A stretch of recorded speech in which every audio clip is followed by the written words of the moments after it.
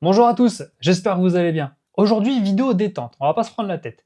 Mais j'ai vu passer sur YouTube un reportage fait par TF1 en août 2025, donc c'est tout récent au moment où je tourne cette vidéo.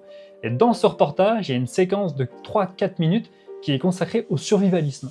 Alors c'est pas très courant que des médias mainstream abordent ce genre de sujet. Je vous mets le lien de la vidéo de TF1 dans la description. Donc allez voir ce petit reportage et revenez ensuite. Parce que nous, ce qu'on va faire, c'est que au-delà de regarder le reportage et de faire une critique, ce qui m'intéresse, c'est les commentaires qui ont été postés. Parce que la vidéo, elle a fait 250 000 vues, ce qui est quand même bien sympa, hein. Quand on voit les autres vidéos de TF1, c'est rare que des vidéos fassent autant de vues. Mais en plus de ça, il y a eu 800 commentaires qui ont été postés. Et dans les 800 commentaires, j'en ai vu quelques-uns, c'est ça qui m'a incité à faire cette vidéo-là, on voit que des personnes critiquent allègrement les survivalistes, les preppers, qui critiquent aussi la personne qui est mise en avant dans le reportage, sa préparation. Donc nous, ce qu'on va faire, c'est qu'on va lire quelques commentaires, on va essayer de réagir à ça en essayant de voir est-ce que c'est une critique qui est justifiée ou alors est-ce que c'est juste des conneries, du bullshit. Bon, avant de commencer avec les commentaires, de quoi parle le reportage? Alors tout simplement, il met au début en avant un youtubeur anglais qui s'appelle Tornado Dave, je vous mets le lien de sa chaîne en description, et il est assez connu pour avoir construit un bunker dans son jardin. C'est ça qui l'a fait un petit peu percer, c'est ça qui l'a mis en avant.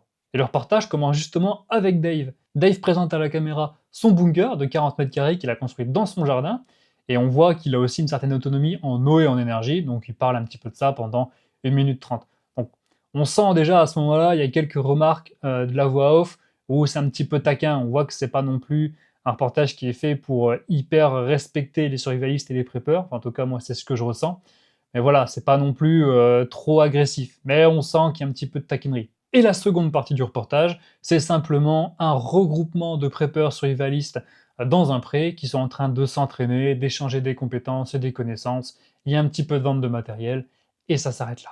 Donc comme je le dis, au final, ça dure 3-4 minutes, grand max. Bon, c'est pas un reportage hyper valorisant pour les preppers et les survivalistes, hein, il faut le dire. Le sujet est traité assez vite, ça manque clairement de profondeur, en même temps, en 3-4 minutes, on peut pas faire de miracle, mais c'est pas non plus une critique, une moquerie hyper profonde envers ce milieu et les personnes qui le constituent. Il y a quand même un petit bout dans le reportage où on sent que la voix off, elle se fout de la gueule de Dave. Hein. Parce que Dave, vu qu'il est youtubeur anglais, on le voit dans son bunker, il a fait en sorte d'avoir le Wi-Fi, et la voix off, elle dit un truc du genre que lorsque ça sera la fin du monde, eh ben Dave, il pourra continuer de faire des vidéos pour informer les gens. Donc là, on sent que ça taquine un petit peu le milieu quand même.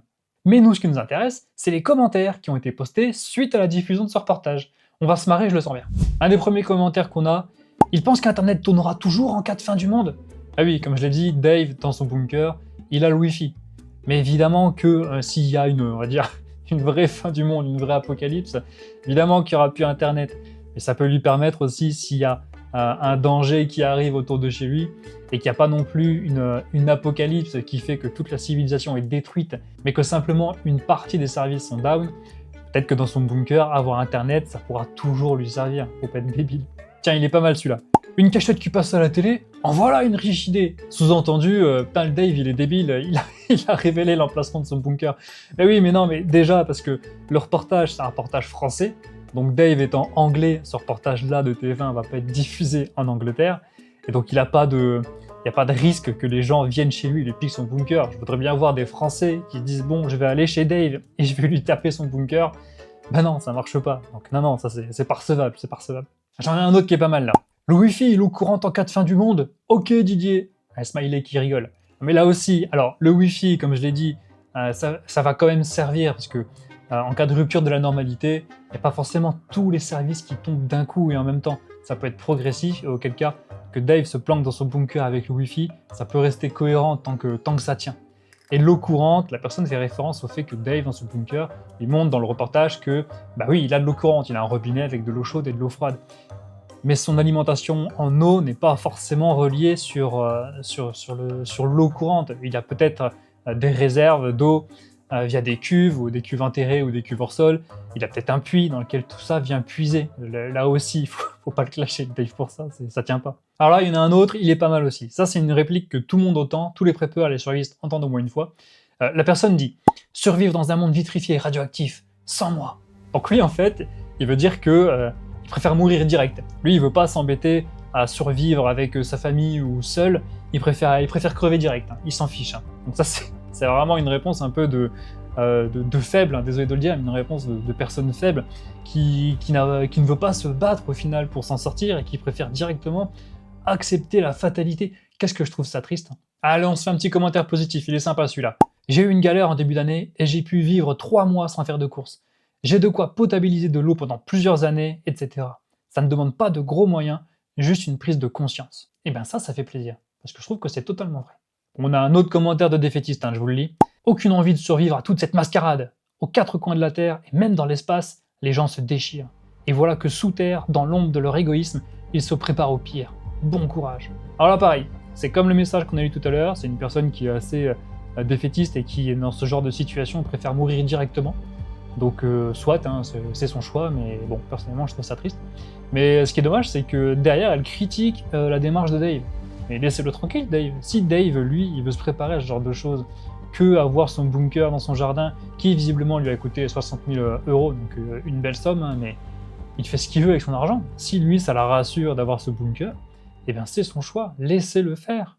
On a un autre commentaire, celui-là aussi, il est marrant. La personne dit « Il y en a qui se font vraiment chier le week-end. » Mais laissez-le tranquille, ce pauvre Dave, laissez-le tranquille, qu'est-ce qu'il vous a fait? Là, on a un commentaire qui est intéressant. Il est intéressant, celui-là. La personne dit « Je suis sûr et certain qu'il rêve tous les jours qu'une catastrophe arrive. » Alors là-dessus, je suis pas d'accord. Je suis pas d'accord. Alors, je vais parler pour moi, je vais pas faire de généralité, mais moi, en tant que prépeur, je ne souhaite évidemment pas qu'une catastrophe de niveau national ou international arrive. Je ne veux pas de ça. Mais le fait est que la société dans laquelle on est actuellement, et quand on voit toutes les catastrophes naturelles, économiques, sanitaires, qui sont arrivées et qui peuvent arriver à nouveau, et peut-être de manière encore plus importante, plus impactante, et bien quand on sait que c'est de plus en plus probable, il faut s'y préparer, il le faut. Alors on en a un dans un registre qu'on n'a pas encore eu, le registre du déni un peu je dirais. La personne dit « Merci beaucoup TF1 pour faire encore plus peur à nos enfants ». Eh ben ouais, la vérité, ça fait peur. On vit pas dans un monde qui est tout beau, tout rose, et il se passe de plus en plus de catastrophes, et donc oui, ça fait peur, mais le pire, ce serait de rester aveugle devant ça et de vivre dans le déni. On a un commentaire de Tonton Toto Dudule qui nous dit « En France, ces gens font peur, sous-entendu les survivalistes ou les préppeurs, car ils ont la possibilité d'être totalement indépendants. Et ça, en France, c'est pas bien. Il faut être dépendant de l'État pour être manipulé. » Et Tonton, je trouve que tu as totalement raison. Je trouve que le système nous maintient dans une forme de dépendance pour qu'on ne puisse pas en sortir et qu'on ne soit obligé de respecter ces codes. Donc merci Tonton, tu as raison. Ouais, juste après Tonton, on retombe sur des commentaires un peu débiles. On a un message d'Antoine qui dit « Il est mignon mais n'a aucune autonomie. Il est juste raccordé au reste du réseau, ça demeure un simple sous-sol. » Et Antoine, Dave il a construit un bunker dans son jardin. Tu vas me dire qu'il n'a pas une certaine autonomie en énergie, en alimentation, en eau. Évidemment que si, évidemment que si. Simplement que dans le reportage de 1 minute 30 pour la séquence qui concerne Dave, il peut pas tout montrer. Non. Celui-là, il est marrant. Je vois beaucoup de personnes qui se moquent de ces gens-là, mais c'est eux qui ont raison. Les mêmes qui se moquent, c'est eux qui se battaient pour du papier WC pendant le Covid. Mais tellement. On a tous vu des images de reportages où des personnes, on les voyait se jeter, se précipiter dans le rayon pour du papier shot, pour des réserves de pâtes et de riz. Alors oui, c'est des trucs utiles, mais ça, c'est des personnes qui n'ont rien préparé à l'avance, qui sont prises au dépourvu, dans la panique, et elles font des réserves de manière stupide. Voilà, c'est comme ça que ça se passe. Commentaire de Titus. Titus, il nous dit « Je suis pas un cafard, mais un humain !» Ouais, ok Titus, merci. Un commentaire un petit peu long, le suivant, mais qui a du sens, j'aime bien. La personne dit « Les gens se moquent d'eux car ils pensent que l'État sera toujours là à pourvoir à tout. Mais si demain il y a un problème, ils seront les premiers à regretter de n'avoir pas fait quelques provisions pour tenir le coup. Ils viendront pleurnicher chez les voisins, chez le voisin qui a des provisions pour quémander une boîte de conserve. Je me souviens que nos anciens avaient toujours des réserves en stock, c'est vrai.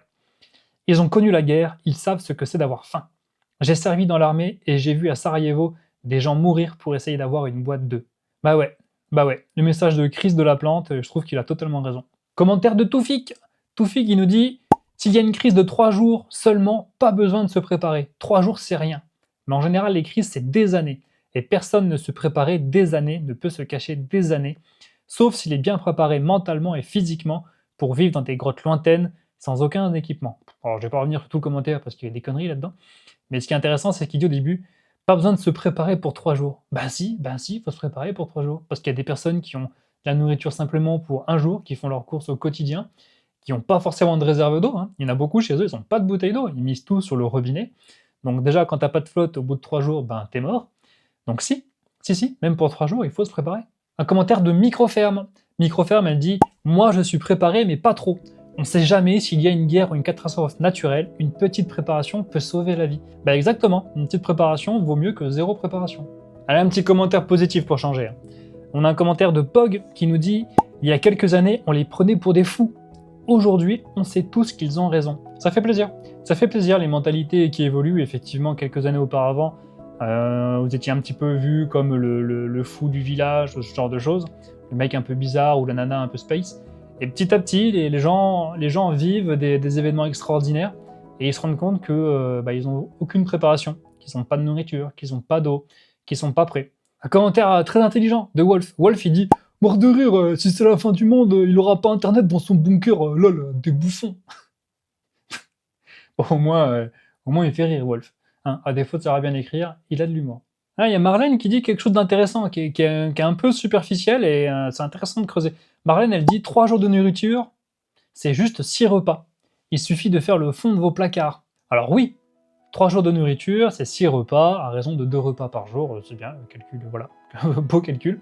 Sauf que, ça déjà, c'est pour une personne seule, qu'ensuite, vous avez des enfants qui ont peut-être aussi besoin de plus manger qu'un être humain qu'un adulte, pardon, qui lui va pouvoir se rationner. Mais au-delà de ça, au-delà du 6 repas, donc pour 3 jours pour une personne que vous allez multiplier pour le nombre de personnes, si vous êtes 3, et bien 3 x 6, 18, c'est déjà un peu plus compliqué. Mais en plus de ça, il faut pouvoir cuisiner. Il faut pouvoir faire chauffer ces plats. Et ça aussi, ça se prépare.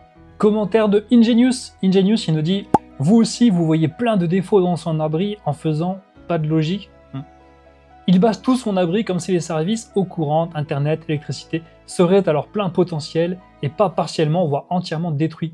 Je vois cet endroit comme un cercueil personnellement. Mais oui, on l'a dit, mais son bunker, il peut très bien être autonome en eau avec des cuves enterrées, pas enterrées. Il peut avoir un puits pas très loin, il peut avoir une source sur laquelle il est raccordé. L'électricité, il peut avoir des panneaux solaires aussi, tout simplement. Il y a des solutions pour être autonome en partie. Vous ne pourrez pas non plus avoir le même niveau et confort de vie que vous avez là actuellement dans un système qui fonctionne, c'est normal, c'est une situation qui serait dégradée, mais il peut faire en sorte d'avoir quand même un certain confort de base qui serait réduit, mais qui serait présent, c'est pas infaisable. Message de Black Orion. Black Orion, il dit « C'est peut-être pas eux les fous, finalement. » Ben ouais, Black Orion, je pense pas que ça soit eux, nous, les survivalistes, les preppers, les fous. On est juste prévoyants. Allez, une petite note jeu vidéo ludique. On a Le Fletty qui nous dit « Vivement un scénario à la Dying Light ou bien The Last of Us. La survie dans cette société est devenue totalement insupportable. » Alors, entre Dying Light et The Last of Us, si je devais choisir un scénario catastrophe, c'est pas évident, c'est pas évident. Je pense que je choisirais The Last of Us, parce que quand même, dans Dying Light, survivre à la nuit, c'est un enfer et ça fait flipper. Hein. Donc même si l'univers de The Last of Us est quand même bien tendu aussi, je prends The Last of Us et je laisse Dying Light pour les acharnés. Non, moi je tente pas une sortie nocturne dans Dying Light, c'est mort. Alors on termine avec un dernier commentaire, un commentaire de LeBrunette6311. On va s'arrêter avec lui parce que là j'en ai déjà fait pas mal, il y en a encore d'autres, mais on va pas tous les traiter. Surtout qu'il y a une certaine redondance dans les thèmes qui sont abordés. Mais celui de LeBrunette est intéressant, donc on va le lire et ensuite on s'arrêtera là. LeBrunette, il nous dit « Faut pas tomber dans les extrêmes non plus, mais il suffit juste d'un arrêt de livraison dans les supermarchés ou grosse coupure de courant. La plupart des gens ont de quoi tenir quelques jours, pas plus. Il n'y a qu'à voir ces dernières années, pénurie de PQ, d'huile de tournesol ou beurre et les gens sont perdus. » C'est tellement vrai. C'est tellement vrai que simplement des petites ruptures de la normalité, comme un problème de livraison, comme il le dit, ou une grosse coupure de courant, comme il y a eu en Espagne cet été 2025, et ça part vite en vrille, Alors au début, les gens sont solidaires, c'est très bien, mais une fois qu'on a dépassé une certaine durée dans la crise, ou que vraiment les réserves s'amenuisent, et ben là, le naturel revient au galop, et ça devient compliqué. Donc oui, je suis tout à fait d'accord, le Brunette, il ne faut pas aller dans les extrêmes, mais des petites ruptures de la normalité, ça arrive, ça va continuer d'arriver, ça va arriver de plus en plus souvent. Donc oui, il faut continuer de se préparer, c'est vrai. Bon voilà, c'est terminé. On a fini avec cette petite review de reportage de TF1, si je puis dire. Et j'avoue que c'était intéressant à faire, je me suis bien amusé. on a vu beaucoup de choses, on a vu du bon, du moins bon et du très mauvais. Attention, hein, ces critiques, ce n'était que mon avis personnel. Donc je n'ai pas du tout la prétention de dire que tout le monde pense comme moi, loin de là. Faites-vous votre propre opinion.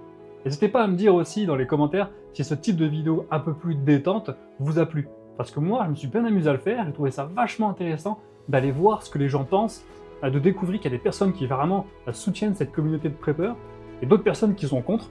Ça, c'était marrant de confronter les opinions, et donc on pourra peut-être recommencer avec d'autres vidéos si celle-là vous a plu. J'irai chercher, voir s'il y a d'autres reportages ou d'autres interventions, et on pourra étudier les commentaires. Alors malheureusement, on ne peut pas aller hyper en profondeur, parce que le format ne le permet pas. En tout cas, ça permet d'avoir une approche intéressante et différente du milieu. En attendant la prochaine vidéo, abonnez-vous, continuez de vous préparer, c'est le plus important, et moi je vous dis à bientôt. Bye!